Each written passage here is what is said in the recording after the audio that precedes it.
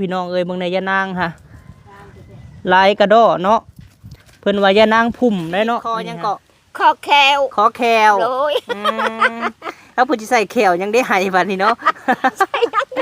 เพราะมันคือแต่เพราะมันคือแมนอันนี้กินยังก็ฮอดพี่คอมเทนีมันยังไม่ได้หลอนเด้แต่ถึงเฮาเป็นงับในนี้เนาะจริงๆน้ำแกงก็ฮอดหูดังทีก็จะอยากได้แม่คนมีแขวกับคนบ่มีแขวนี่ต่างกันบ่เวลากินนี่ต่างลูกว่าวลิ้นว่าวหัวเนาะพี่น้องบางคนหะเนาะคือแม่ๆ FC บางท่านเพิ่นก็เฒ่าอยู่แต่ว่าแขวเพิ่นยังได้พี่น้องเป็นน้ำข้นได้เนาะแขวนี่เนาะนี่แขวดอกแขวโดกเทเลบิงบ่ได้เจ็บบ่ได้ปวดได้ล่ะแกะให้เลยหักมันไปเบิดแล้วเนาะเมื่อบ้านเก่าบ่แขวฮะโอ้โหจังเฮียจังได๋น้ำได้พี่น้องเอ้ยกล้วยง่าวเนาะบ้านเฮาเอิ้นเนาะกล้วยง่าวสุกเขียวพี่น้องรสชาตินี่หอมหมากนี่ซ้ำแขนพี่ได้พี่น้องเอ้ยทั้งบ่ได้อยู่ซื่อๆมีตู้นี่เก็บเอาก็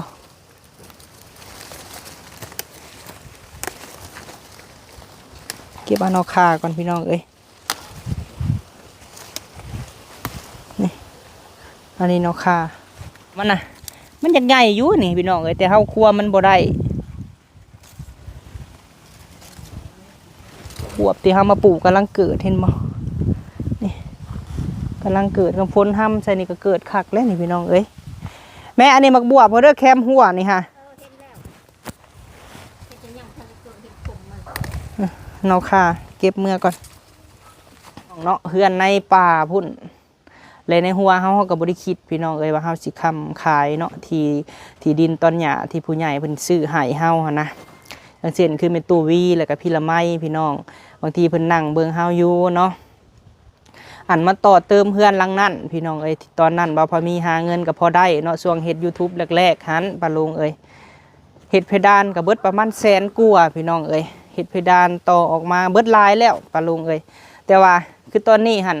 ก็สิบ่ได้ต่อเติมออกอีกแล้วหลังนั้นนะเนาะกับพอได้อยู่แล้วถ้าสมมุติว่าเฮือนบ่พอมีพี่น้องเอ้ยบ่พอมีเฮือนบ่พอมีแล้วหลังนี้เนาะแต่น้องสาวน้องเคยเขาจะเข้านอนในก็นอนพี่น้องเอ้ยก็บ่ได้ว่าเนาะเพราะว่าแนวใดเฮาก็ฮักแพงครอบครัวเฮาคือเก่าพี่น้องเอ้ยแม่อายุเจ้าหา70ปลายแล้วบ่77เลย77ปีลูกสาวเพิ่นอยู่ทางนครหลวงเวียงจันทน์พุ่นแหละบ่ประสงค์ออกสื่อออกน้ำเป็นผู้ใหญ่ท่านเดียวที่เฮามอบให้เอื้อหล่ามื้อนั้นเพิ่นว่าให้แม่ตู้ซื้อหมากซื้อผู้300,000แล้วเสียหญ้านี่พี่น้องเบิ่งแน่อันแม่ตู้เด้ได้แล้วมาแล้วพี่น้องเอ้ยเนาะเป็นครูเป็นโงนผู้ไก่สิตกลงมาเลยพี่น้องเอ้ยมาเยี่ยมเบิ่งแม่ตู้ก่อนเนาะเป็นจังไดหลานสาวพามาแต่เช้าผู้พี่น้องเอ้ยบ่มาก็อยากมาเนาะบ่ให้มาก็ยังอยากมาพี่น้องเอ้ยพี่เนาะทางกระท่อมน้อยแม่ตู้พี่แหละจังไดก็ขอบบุญขอบคุณทางแม่ใจดีอยู่ทางฮ่องกงเนาะพี่น้องที่เพิ่นได้สดซอยบ่าวพามีพี่น้องเอ้ยโดยพี่แหละดินตอนหญ้าตอนนี้พี่น้องเอ้ยเนาะหลายท่านมันก็คอมเมนต์เนาะในช่องสาวลาตีแน่ช่องบ่าวพามีแน่พี่น้องเอ้ยโอ้ว่ะคือบ่พอมีเงินมีคำคือบ่เฮ็ดเทือนให้น้องอยู่เนาะเพิ่นว่าที่ดินตอนหญ้าก็คือบ่ให้น้องสาวมาอยู่พี่น้องเอ้ยเนาะโดยสำหรับบ่าวพามีพี่น้องเอ้ยที่ดินตอนหญ้าก็บ่ได้ว่าจังใดเนาะบ่ได้ห้ามบ่ได้ห่วงป้าลุงเอ้ยขอแต่น้องเพิ่นมีเงินซื้อเสาซื้อหยังก็แล้วแต่ว่าเพิ่นสิปลุกหรือบ่ปลุกก็บ่ได้ว่าพี่น้องเอ้ยเพราะว่าเฮาก็ดีกับน้องอะไรพี่น้องเอ้ยเนาะหักแพงน้องนุ่งพี่น้องเอ้ยเรื่องที่ดินตอนหญ้าก็คันเพิ่นมีเงินมีหยังเพิ่นอยากมาปลุกก็ปลุกพี่น้องเนาะบ่ได้ห้ามว่าสิห้ามจังซั่นจังซี่เนาะขอแต่เพิ่นหาเงินได้พี่น้องเอ้ยก็พร้อมสิซัพพอร์ตอันใดที่เฮาซอยนะเฮาก็บ่มีหยังที่จะให้เพิ่นเนาะก็มีแต่ซ้ำนี้แหละพี่น้องเอ้ยที่จะให้เนาะมาอยู่พี่น้องเอ้ยปลูกกินสร้างซาเอาเพราะว่าเฮาก็มีบอนอยู่บอนเซาแล้วแม่ตู้ก็อยู่น้ำไผก็อยู่พี่น้องเอ้ยตู้มีเฮือน2หลังก็ ก็มาอยู่พี่ก็ได้มาอยู่ใส่ก็ได้พี่น้องเอ้ยเราให้อยากปลูกอยากฟังแม่ตู้กะห่าวหันผู้จะกินข้าวกินน้ำหรือบ่ปูนอยู่แจผู้แหละพี่น้องเอ้ยยังสิเห็ดหัวอยู่ทางหน้านี่เนาะเอาตะนางมาใส่เห็ดจบเจือพี่น้องเอ้ยหน้าทางก็สิประมาณ10 กว่าเมตรนี่แหละพี่น้องเอ้ย10 ปลายเมตรนี่แหละเนาะและลึกเข้าไปในพุ่นน่ะ25 เมตรพี่น้องเอ้ยความลึกนี่ซ้ำกันกับที่บ่พอมีตัวอยู่ปัจจุบันนี้เนาะเข้าไปหาแม่ตู้ก่อนโอ้คนขยันนี่สิได้ยังเนาะรางวัลในตู้นี่หัวนี่ก็หัวเคลื่อนที่พี่น้องเอ้ยอึบข่าวก่อนเด้อมาเสียหญ้านี่แหละเนาะสาเหตุที่ว่าเฮาปลูกกอไผ่ใกล้พี่น้องเอ้ยใกล้หัวมันก็จะเป็นแบบนี้เนาะแต่ของบ่พอมีปลูกอยู่เฮือนตอนบ่พอมีอยู่ปัจจุบันนี่หันเห็นบ่อยากให้มันลายแบบซี่พี่น้องเอ้ยกอไผ่หน่อไม้กิมซุงต้องดินกว้างพี่น้องเอ้ยเฮาจังปลูกกอไผ่ได้มาพี่หันสะออนยานางบ่ได้สะออนยังดอกสิเฮ็ดห่านไว้พี่น้องเอ้ยเฮ็ดห่านยานางไว้เพราะว่าดินใหม่เฮาที่เฮือนบ่พอมีตอนนี้หันบ่มียานางพี่น้องเอ้ยมีแต่สมัยตะกี้หันเสียถิ่มเบิดเลยเพราะว่าหลายคนไปซอยกันเลยลกออกเบิดเนาะแต่อันนี้หันมีแม่เนาะเพิ่นแนะนำมาเพิ่นว่าให้เฮ็ดห่านไว้ตกใจได้คิดว่าแม่ตู้นี่ซับถิ่มเบิดซะดอกแม่ตู้มันแพงว่าเป็นจังไดเนาะทางพี่เป็นจังไดเด้เนาะหากะลูกบ่ใครแน่บ่ไปหาหมอกับหมอพ่อหมอที่นัก12ไปหาหมอเบิดเท่าไรค่ะบ่อันไปเพิ่นบ่พ่อเพิ่นอยู่บ้านที่หาเพิ่นเพิ่นบ่ได้เปิดมื้อนี้มันผิดใครแน่เนาะฝนสิตกแล้วบาดนี้ผู้ลมมาเลยแม่นั่นเลยโดยป้าพี่น้องเอ้ยเมืองในยะนางค่ะลายกระดอเนาะเพิ่นว่ายะนางพุ่มได้เนาะอันนี้ฮะเฮ็ดห่านขึ้นคือสิคักโธ่เนาะเบิ่งเด้อพี่น้องเด้อไปอยู่ไสกับแปนอยู่หั่นอันนี้ฮะสบายดีเด้อแม่ตู้เด้อสบายดีโดยป้ากินยาพินบ่แม่นยาพินเนาะคำหมากป้าหยอกแม่ตู้เคี้ยวหมากอมหมากไว้มีแห้งโรยเอานี่อ่ะข่านทิมปุ๊บปั๊บเนาะอยู่ได้น้ำหมากน้ำผู้ได้ผู้เฒ่าในพี่น้องเอ้ยเคยแหละเนาะมีโรงเรียนสอนบ่เคี้ยวหมากหรือว่าจังไดฮะผู้ใหญ่เคี้ยวแล้วเคี้ยวนะเห็นผู้ใหญ่เคี้ยวแล้วเคี้ยวแล้วติดเลยเห็นแม่เคี้ยวน้ำเขาจักว่าเคี้ยวหมากนี่จักจะบ่มีแขวเนาะอมเอานี่แหละอมเอาแม่นคันสมมุติว่ามีผู้ใจดีเพิ่นใส่แขวให้นี่สิดีใจอยู่บ่ดีให้แล้วเช้าแล้วเคี้ยวหมากเช้าบ่เคี้ยวหมากค่ะแม่ยันเปื้อนเลยยันเปื้อนโดยยันเปื้อนเลยโดยเอา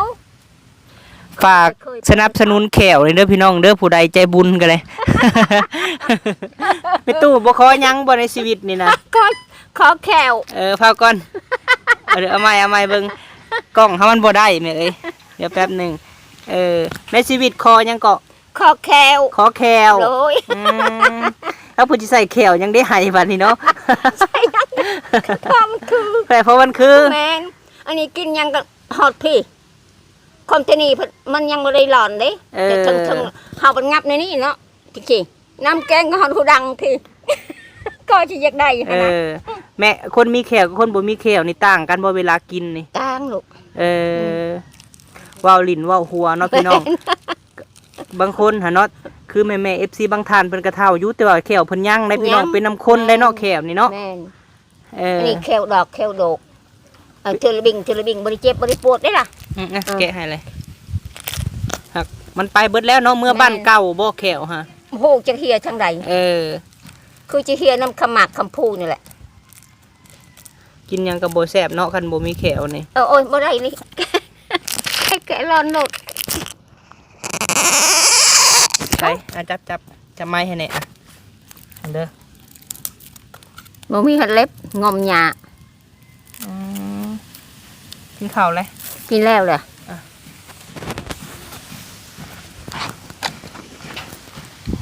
ฝนตกแล้วเนาะสิบ่ได้ฮุบหอบไปบ่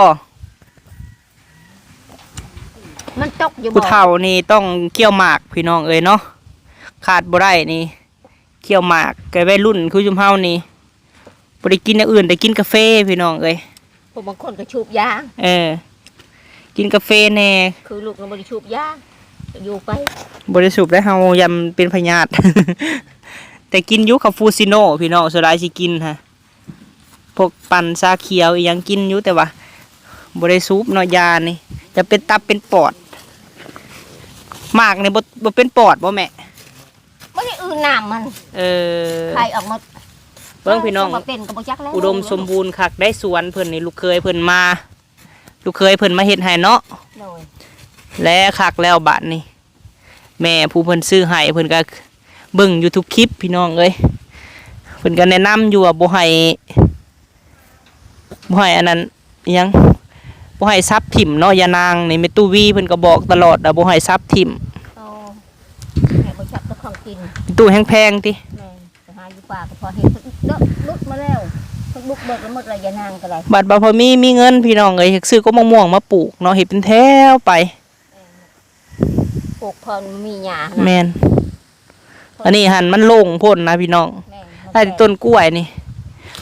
ได้กิน2เทื่อแล้วเห็นว่า2ต้นนี่2เครือแล้วเนาะ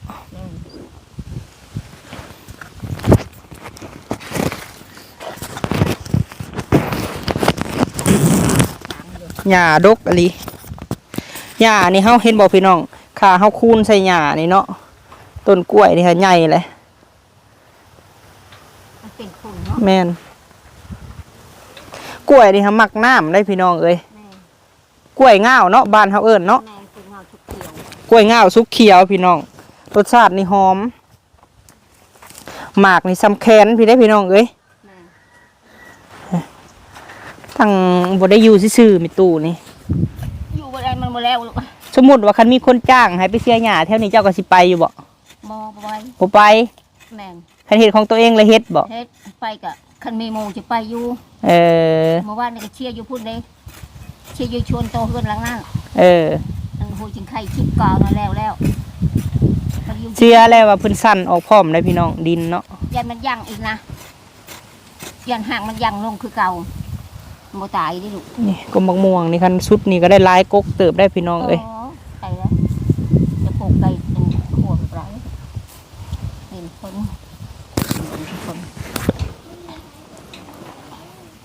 พวกนี้ช่องว่าเราเกิดหัวไป จากขวบประมาณว่า2 วาเนาะ ชามว่านี่แหละ เพื่อต้นมันใหญ่พี่น้องเอ้ย ใบมันหล่นที่เฮือนคนให้เฮือนโมใครก็อยากหก อยู่เฮือนใหม่พัดลวดซีมังเบิดลวดปูนเบิดแหละเพิ่นบ่มีบนเสียหญ้าเลย เชียร์แล้วเชียร์ เป็นโรคพักเฮาทิ่มก็บ่ได้เด้เนาะ แม่เชียร์อยู่เป็นวางแล้วเชียร์เป็นเข็นนี่แหละ ส่วนหลายหันมีแต่หญ้านํอันฝุ่นพี่น้อง แน่มานำขี้งัว คือว่าแล้วก็เฮาอยู่ประจำเฮาก็ดึงออกตลอดนะอันนี้เฮาบ่ได้อยู่ มันไกลมาเองก็มาบ่ได้ยางบ่เป็น ย่างบ่ได้แล้ว คันยางได้แล้วโอ้ย ประมาณ5-6 ลักพี่น้องมาพี่หัน5 กิโลเนาะ บ่ย่านคันยางได้ลูกเป็ดบดแอวบ่ได้ลอยได้ย่างแต่เช้าแต่5 โมงมันก็ฮอดแล้วแหละ เอย่างได้ชำนี้ได้คันแอวคุมแอวมันเท่าคำหั่นได้ ตุคำนึงอย่าง ได้เนาะ ยัดแม่นเราจอยชื่อแล้วก็มีแควคือกัน สาเหตุที่ว่าเพิ่นเจ็บแอวนี่พี่น้อง แบบแต่ยังหนุ่มเลี้ยงหลานเลี้ยงหยังแหละเฮ็ดเวียกแบบฮักโคมเกินหั่นนะ แม่น เฮ็ดน้ำหนักแหละอายุเฮาหลายขึ้นพี่น้องเอ้ย มื้อทุกวันเนาะ และท่านที่ว่าแหละมันห่มพยาธิกับพี่น้องเอ้ย แม่นมันโฮมมันเฒ่าเลยจ้ามันลูกเฮ็ดไปนี่แหละ ให้คิดเบิ่งว่าเนาะพี่น้องว่า การที่เฮาเลี้ยงหลาน2 คนเนาะเพื่อสิใหญ่เนาะ บ่มีไผช่วยเลี้ยงผู้เดียวนะพี่น้องแต่ว่าคันคู่มือนี่คือสิบ่อันนั้นดอกเนาะแม่เพราะว่าตะกี้ บากปานใดคนคิดเห็นไหมลูกบ่ประมาทบนคุณเพิ่น แต่สมัยตะกี้เนาะ20ปีขึ้นหลังบ่20กว่าปีเนาะ เช่าชีปีเช่าหาปีเลยได้ลูก 25ปีขึ้นหลัง เช่าชีปีเต็มเลยนะเช่าหาเจ้ายังมาแฟนมีเจ้าจะ6เจ้ายังมาแฟนมีเจ้าช่องปีจึงเจ้าเกิดมาอยู่ในเมืองฉบับนี้ติดปี2000คน 2,000เนาะ ดำรงชีวิตแบบนี้แม่ ยอดค่ะนี่เก็บมือหนึ่งกินก่อนบัดนี้คักแล้วบัดนี้แทงน้ำเนาะน้องเคยเพิ่นพี่น้องเอ้ยมาเฮ็ดเนาะมาเฮ็ดมานี่แหละทำความสะอาดอันนี้บ่พอมีสิหาขี้ถ่านมาใส่พี่น้องเอ้ยนอกค่ะเก็บเอาก่อน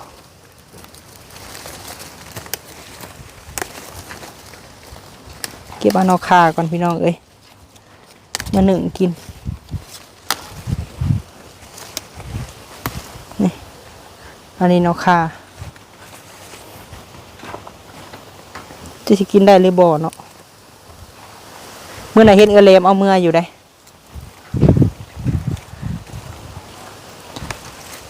ตัดออกบ่พี่น้องให้มันงามนี่มันเริ่มเคี้ยวแล้วเนาะแม่เนาะเริ่มเคี้ยวแล้วได้พี่น้องเอ้ยเฮาบ่ได้ดึงหน่อมันออกเนาะนี่หน่อมันน่ะ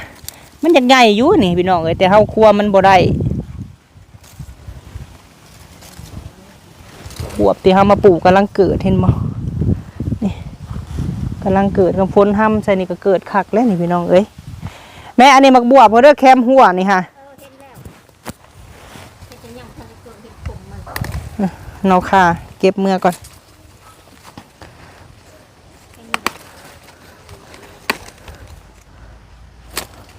หม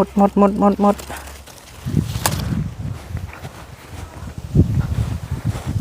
คมอยู่พี่น้องเลยแต่ว่าบ่ได้เอาผ้ามาเนาะมาตัดนี่กิมซุงมันก็ออกอยู่ได้พี่น้องเอ้ยเขาเอิ้นตีเนาะคางดินกันนี่แหละแต่เพิ่นบ่ได้ออกมาคันเฮารักษาได้มันก็บ่อันนั้นพี่น้องเอ้ยคันรักษาบ่ได้ก็มันก็เป็นป่าแบบซี่แหละนี่เนาะมันก็ออกอยู่เห็นบ่หน่อมันน่ะนี่หน่อมันก็มีได้พี่น้องกิมซุง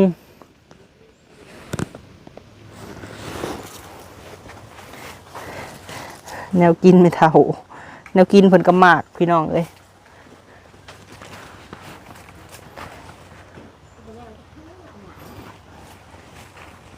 เนาะทรงผมขับรถพี่น้องเอ้ยหน้าดำค่ำเครียดเบิดฝนตกแล้วได้ไหมเอ้ยฝนตกจังเข่าบ่นี่แหละเนาะมาออกมาหาเมตู้พี่น้องไอ้ซื้อน้ำมาให้คนขยันเมตู้คนขยันเปลี่ยนบรรยากาศเนาะออกมาพี่แหละพี่น้องเอ้ยผู้เฒ่าอยู่เฮือนลายกะหวังว่าแม่FCก็คือสิเป็นขึ้นเป็นตู้บ่พอมีพี่น้องเอ้ยอยู่เฮือนแล้วก็เจ็บหลังปวดเอวเฮ็ดกอกๆแกกๆเนาะแต่ว่าแถวฝั่งไทยแถวกรุงเทพหรือว่าแม่ FC อยู่ทางพุ่นหันอาจจะบ่มีบนปลูกฝังพี่น้องเอ้ยเพราะว่าพื้นที่เพิ่นมีแต่ปูซีมังลวดปูนเบิดเนาะโดยแหละบางทีเพิ่นเฮือนเพิ่นก็ซื้อเฮือนพี่น้องเอ้ยซื้อเฮือนที่ว่าเพิ่นเฮ็ดไว้แหละอาจพื้นที่อาจจะบ่กว้างคือเมืองลาวเฮาพี่น้องเอ้ยแต่ว่าอันนี้หันไปตู้ก็เฮ็ดกอกๆแกกๆแล้วก็มีหญ้าให้เสียหลายพี่น้องเนาะแต่ว่าแม่ FC เพิ่นก็เพิ่นอยู่เฮือนที่ว่าเพิ่นซื้อเฮือนอยู่ทางฝั่งไทยพุ่นพี่น้องอาจจะบ่มีหญ้าแบบนี้เนาะเพราะว่าเบิ่งไปทางใดก็มันก็งามเบิดหั่นนะพี่น้องเอ้ยโดยเพราะว่าดินทางลาวเฮาเนี่ยยังมีป่ามีดงหลายพี่น้องเอ้ยในตู้ก็เลยว่ายังเสียอยู่เนาะโดยเอาที่ดินตอนนี้ป้าลุงเอ้ยมือนะก็เห็นน้องละตีเพิ่นลงคลิปเนาะหลายท่านเพิ่นก็คอมเมนต์มาพี่น้องเอ้ยที่เฮาอยู่ปัจจุบันพุ่นแหละที่ว่ามันอึดน้ำป้าลุงเอ้ยเพิ่นก็ว่าคือบ่ขายเนาะบ่พอมีเอ้ยติดป้ายขายพี่น้องเอ้ยจักไผสิซื้อเนาะพี่น้องเนาะเฮือนในป่าพุ่น เลยในหัวเฮาก็บ่ได้คิดพี่น้องเอ้ยว่าเฮาสิค้ำขายเนาะที่ดินตอนหญ้าที่ผู้ใหญ่เพิ่นซื้อให้เฮาหั่นนะอย่างเช่นคือแม่ตู้วีแล้วก็พี่ละไมพี่น้องบางทีเพิ่นนั่งเบิ่งเฮาอยู่เนาะ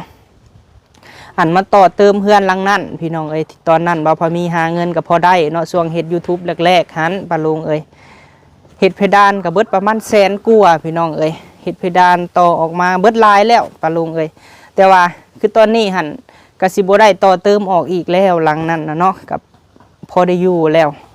ถ้าสมมุติว่าเฮือนบ่พอมีพี่น้องเอ้ยบ่พอมีเฮือนบ่พอมีแล้วหลังนี้เนาะเดี๋ยวน้องสาวน้องเคยเขาจะเข้านอนในก็นอนพี่น้องเอ้ยก็บ่ได้ว่าเนาะเพราะว่าแนวใดเฮาก็ฮักแพงครอบครัวเฮา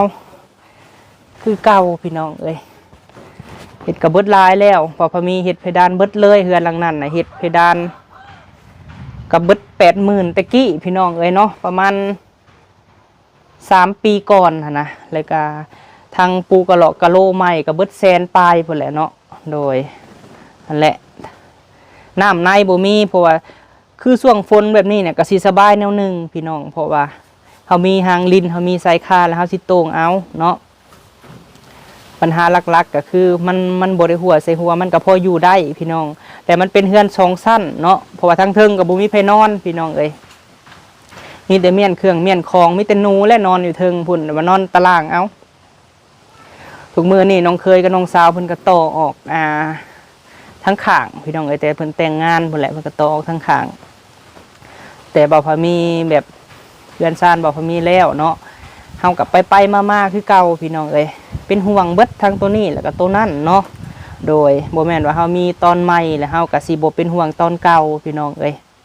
เครื่องของที่คือแม่ตู้วีเนาะเพิ่นซอยเริ่มแรกหั่นยังเบิดพี่น้องคือใส่ใจฮอดปัจจุบันนี้ผ้าห่มผ้าห้อง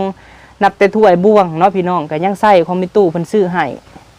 หวังว่าหลายท่านก็คือสิจำได้พี่น้องเอ้ยคลิปบ่เตียงเพิ่นมามอบให้เนาะเครื่องปัจจุบันนี่มุ้งที่กลางคู่มือนี่ก็ของแม่ตู้วีพี่น้องเอ้ยเครื่องของที่เอื้อยละไมเพิ่นซื้อให้เนาะหรือว่าพี่ละไมอะไรพี่น้องก็ยังเบิดเนาะข้าวของก็ยังผู้ใหญ่ซื้อให้เป็นมุ้งผ้าห่มพุ่นแหละขึ้นเฮือนบ่พอมีก็ยังสิใส่มุ้งมอนก็ยังมีพี่น้องเอ้ยโดยตัวบ่ทันแกะก็มีต่างตัวมันหลายปีพี่น้องเอ้ยเนาะก็ยังเก็บรักษาไว้คือเก่ากะถ้าแม่ FC ท่านใดเพิ่นคอมเมนต์มาเนาะลูกก็ตอบทุกคอมเมนต์เด้อแม่เอ้ยเนาะอ่านเบิดพี่น้องเอ้ยบางเทื่อ200คอมเมนต์เนาะเฮาก็อ่านบ่เบิดพี่น้องเอ้ยตอบบ่เบิดเนาะหลายแต่ว่าพยายามอ่านเห็นเบิดเนาะก็เพิ่นให้ความรักความแพงครอบครัวบ่พอมีปาลุงเอ้ยก็ดีใจที่เพิ่นอุปถัมภ์ค้ำสู้ก็คือเบิ่งคลิปให้นั่นแหละพี่น้องแล้วก็บ่ข้ามโฆษณาเนาะหลักๆส่วนหลายหั่นโฆษณา YouTube หั่นสำหรับแม่ๆอยู่ต่างประเทศพี่น้องเอ้ยถ้ามีโฆษณาขึ้นแล้วเพิ่นข้ามปึ๊บแล้วเขาจะบ่ได้น้ำโฆษณาจะได้น้ำยอดวิวเนาะก็บ่ได้หลายดอกพี่น้องไอ้คลิป1 4 5ดอนเนาะก็อิงตามกับมือหนึ่งเขาสมมุติเขาลง2-3 คลิปมันก็ตื่มกันพี่น้องเอ้ยเก็บ5 เก็บ10ไปเท่าไหร่แม่เอ้ยฝนตกเลยเข้ามาพี่เด้อบ่ได้อยู่ได้พี่น้องเอ้ยแม่ตู้หั่น เบิ่งเจเบิ่งเพิ่นก่อน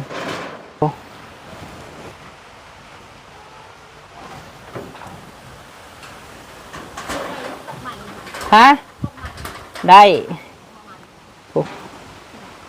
สักไม่ก่อนเท่าได้พี่น้องเลย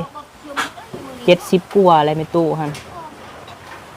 แม่อายุเจ้า70 ปลายเหรอบ่77เลยแหละ7 ปีโธ่บ่ได้อยู่นี่เมื่อวานบ่ชื่อฝนตกอยู่นั่นนะเจ้านะย่านกกใหม่แต่กกใหม่ใช้กกใหม่ก็ไผ่นี้แม่นคนว่าไก่กกใหม่บ่ได้อีกบ่อยู่กกไก่กกใหม่บ่ได้แม่นคือมาแล้วพี่น้องเอ้ยเวลาเพิ่นแปลยังเด้นะพี่น้องเอ้ยโหประตูนเพิ่นเฮ็ดหางลิ้นได้หั่นเนาะแปลงหางลิ้นบักโอว่าลูกตัวเล็กถ้าว่าอยากเลี้ยงอยู่หมาคันว่าเฮือนเฮาแล้วนะแม่เอ้ยพอได้เฮาอยู่เฮือนเนาะ ดีกว่าบ่มีมาได้พี่น้องเอ้ย บอกให้เอาของช้าๆมันสิออกแล้วลูกนะ และอีกมือสองมือจักว่าแล้วเนาะเจ้าเสียนี่ฮะ คันแดดแห้งก็บ่ได้ พี่มานั่งทั้งเฮาพี่มันจังแจ้งมาแมวมาหามาสู่คือมีตู้วีว่าแล้วนี่ ไม่ยังก็มาอยู่น้ำพี่น้องเอ้ย แม่ตัวนี้ก็มาอยู่น้ำ โอ้ตูบน้อยในหลายปีเลยยังคือเก่าเนาะหลายปีได้ตูบเฮานี่เนาะแม่ตะกี้หาซื้อจักเท่าไรเนาะ3-4 ล้านบ่ลือเท่าใดลืมเลย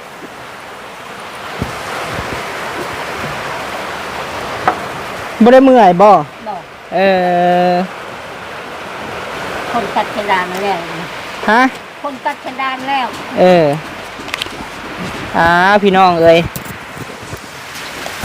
มามื้อนี้เนาะมีข่าวดีแล้วมื้อนี้แม่ตู้เอ้ย บอก มาหับข่าวดีพร้อมพลพี่น้องเอ้ย แถวนั้นแถวนั้น คือว่าแม่ตู้ได้หับข่าวดีเนาะพี่น้องสำหรับคนขยันเนาะ โดย มีทางลูกสาวแม่เอ้ยหรือว่าเอื้อยใจดีนี่แหละเฮาเอิ้นเพิ่นเนาะแต่เจ้าก็เอิ้นเพิ่นลูกสาว แมง เพิ่นอยู่ทางนครหลวงเวียงจันทน์พุ่นแหละ โอ้ บ่ประสงค์ออกสื่อออกน้ำเป็นผู้ใหญ่ท่านเดียวที่เฮามอบให้เอื้อหล่ามื้อนั้นเพิ่นว่าให้แม่ตู้ซื้อหมากซื้อผู้300,000 โดย แล้วเสียหญ้านี่พี่น้องเบิ่งแน่แม่ตู้เด้ได้แล้วบาดนี้มอบให้เลยเด้อเอ้ยให้แม่ตู้เลยแขวนี่สิใส่ได้อยู่บ่3 เล่มบ่ได้ดอกเนาะ ชามไม่ใช่หมดเลย เพิ่นถามว่าเท่าไรก่อนละตีถามนะ 5,000 5,000 ลง 5,000พี่น้องเอ้ยให้แม่ตู้โฮมไว้ใส่แขว แมง ฮะ โคมไม่ใช่แคว โฮมไว้ใส่แขว โดนโคมชุดก่อนนะให้ลูกชาให้เจ้าจะ2,000ค่ะได้2,000ก็ให้ลูกเลยช่วยลูกเงินหลวงพ่อคาหินหรือว่าคาปูนนี่แหละ โฮมสุดก่อนไว้ใส่แขวบัดซอยล้านพี่น้องเอ้ย วันนี้สิโฮมใหม่บ่นี่ ขั้นบริชื่อน้ำก็โฮมไว้ ยำราตรีนี้เพิ่นน้ำหมดก็ชื่อน้ำทางหลังนี่จะบริชื่อจักเดือนนี้ฝนตกแล้ว ลูกเคยเฮ็ดหางลินติ แม่น เอาสั่นเนาะเฮาสิให้เจ้าให้พรลูกสาวเด้อ โดย และเพิ่นเฮาก็บ่ฮู้ว่าชื่อเพิ่นชื่อหยังหั่นน่ะแม่เอ้ยเจ้าให้พรเพิ่นให้เด้อให้เพิ่นอยู่ดีมีแฮงหาเงินหาทองให้ได้กว่าเก่า ถูกให้เพิ่นอยู่ดีมีแห้งลูกชาวผู้ดูทางเวียงจันทน์จะชื่อเชียงเนียงงามเพิ่นแบบไรแม่ก็บ่ฮู้ ย ให้คนอยู่ดีมีแห้งให้คนเจ็บอย่าให้ได้ความไข่ให้มีขออายุมันคนยืนคนทำงานธุรกิจอะไรขอให้คนราบลื่นคืนหาคนหมื่นเท่าโกดเท่าอยู่ดีมีแห้งถูกเดินทางปลอดภัย สาธุเนาะเพิ่นได้รับแล้วเด้อเอ้ยจำนวน300,000ให้แม่ตู้โฮมไว้ใส่แขวตะกี้หันได้ 2,000 แล้ว 2,000 กว่าๆหน่อยหนึงเนาะ แม่น บ่ซื้อ 1,500 2,500 โดย ซอยล้านพี่น้องเอ้ยโดย คนบ่พออีก500ไปใช้อีกเงินนั้นเขาเก็บเจ้าไปเฮาเค้งนั่น โดยปลาผลมาแล้วแม่ตู้เอ้ย จัดเชดานไม่เท่าแล้ว ปลาชนานไปเท่าเลยว่ะ ลูกบ่ได้แล้วมันเหนียวเด้ โดย คันคนตกนี้ไม่เท่าก็บ่หนาวดอก เคยหนาว บ่เคยหนาว บ่ ทนแดดทนฝนเนาะเจ้านี่ บ่แดดก็บ่ทนปานใดคันร้อนก็ขึ้นอยู่เที่ยวขึ้นเที่ยวลง จะตากได้ฝนนะแม่เอ้ย ทนนี่เที่ยวได้อยู่แต่ว่ายันไปเจ็บเป็นไข้ก็ยันมามักนี่เทิงทุ่งจับเด็กจับหลาจับเทียมจับผ้า ทงเงินบ่นะฮะ ทงมา ทงหมากบ่เอาว่าเอาเงินไว้อยู่หั่นบ่ เอาไว้เลย ระวังมันเสียได้เงิน300,000น่ะ มันบ่ได้มีอย่างนี้เลย ไปพี่น้องเอ้ยลมมาเลยได้แม่ตู้เอ้ยบ้านนี่ เอาไปลงใน โอเคเด้อพี่น้องเด้อสำหรับคลิปนี้ขอบคุณเอื้อยหลายๆเนาะให้อยู่ดีมีแฮงสุขภาพแข็งแรงเด้อเอ้ยเด้อเนาะเฮ็ดธุรกิจก็ขอให้ราบรื่นเนาะแม่ตู้เนาะเป็นห่มโพห่มไซให้ลูกให้หลานตลอดไปเด้อเอ้ยเด้อให้อยู่ดีมีแฮงบุญค้ำนำสู้เจ้าที่สดซอยแม่ตู้บ่าวพามีเนาะโดยไปสำหรับคลิปนี้ไปแล้วพี่น้องเอ้ยลมมาแล้วบ้านนี้สบายดีเด้อพี่น้องเด้อ